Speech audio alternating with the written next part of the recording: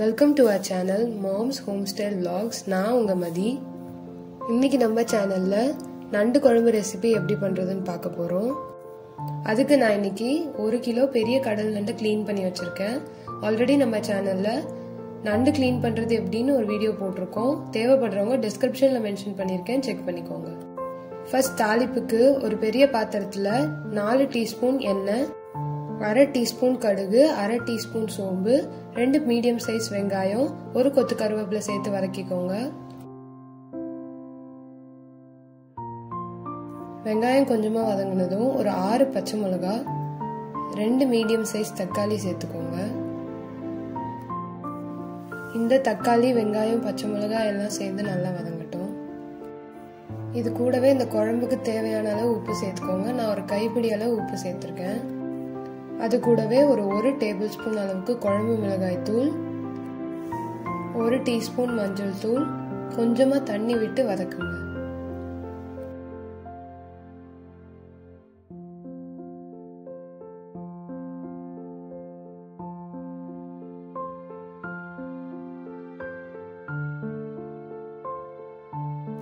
தக்காளி எல்லாம் சேர்ந்து வதங்கி வந்ததும் நம்ம நண்டை சேர்த்துக்கலாம். நான் நண்டு நிறையா இருந்ததுனால 2 டைமா போட்டு வதக்கியிருக்கேன். நீங்க நண்டு கம்மியா இருந்தா ஒரே டைம்ல போட்டு மிக்ஸ் பண்ணிக்கலாம்.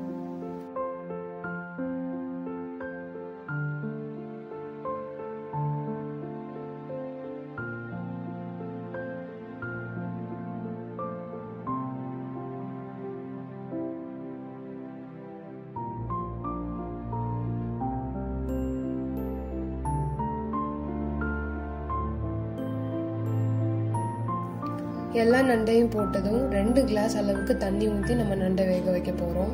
இந்த 2 கிளாஸ் தண்ணி 1 கிளாஸை சுண்டி வர வரைக்கும் நம்ம அந்த நண்டை வேக வைக்கணும்.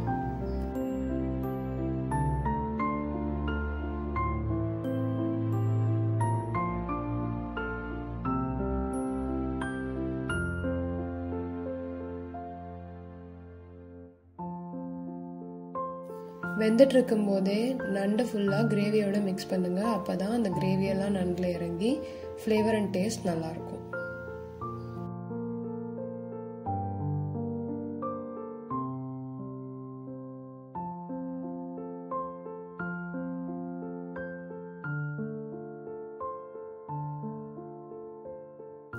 நண்டு வெந்துட்டு இருக்கும் போது நம்ம சைட்ல தேங்காய் அரைச்சிக்கலாம்.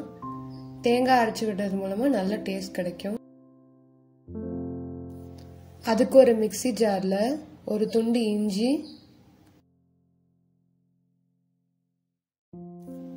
1/2 டீஸ்பூன் சோம்பு,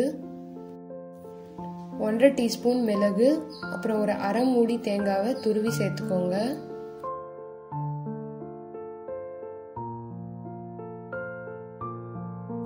இது எல்லாத்தையும் சேர்த்து தண்ணி விட்டு ஒரு ஃபைன் பேஸ்டா அரைச்சுக்கோங்க.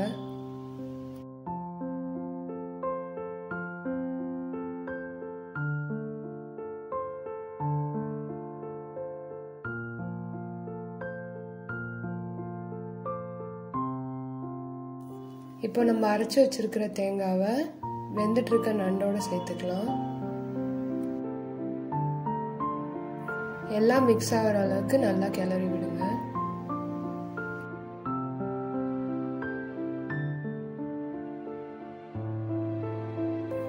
எல்லாம் சேர்த்துட்டு மறுபடியும் நண்டை மூடி போட்டு ஒரு 10 நிமிஷம் பக்கம் வேக விட்டா நண்டு குழம்பு ரெடி ஆயிடும்.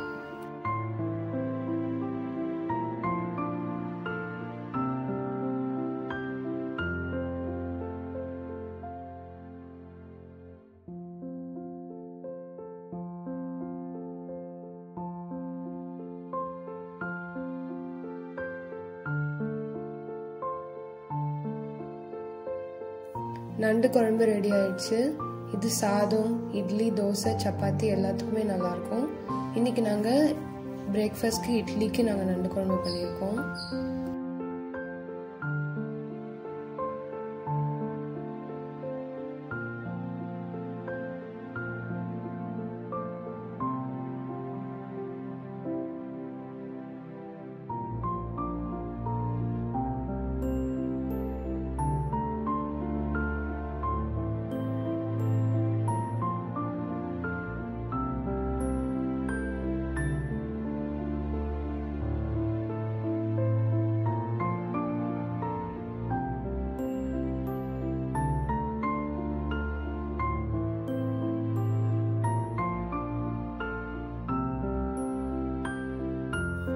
நண்டு குழம்பு உண்மையாகவே ஒரு ஈஸியான ரெசிபி. கொஞ்சமாக இன்க்ரீடியன்ஸ் வச்சு நம்மளால் டக்குன்னு பண்ணிட முடியும்.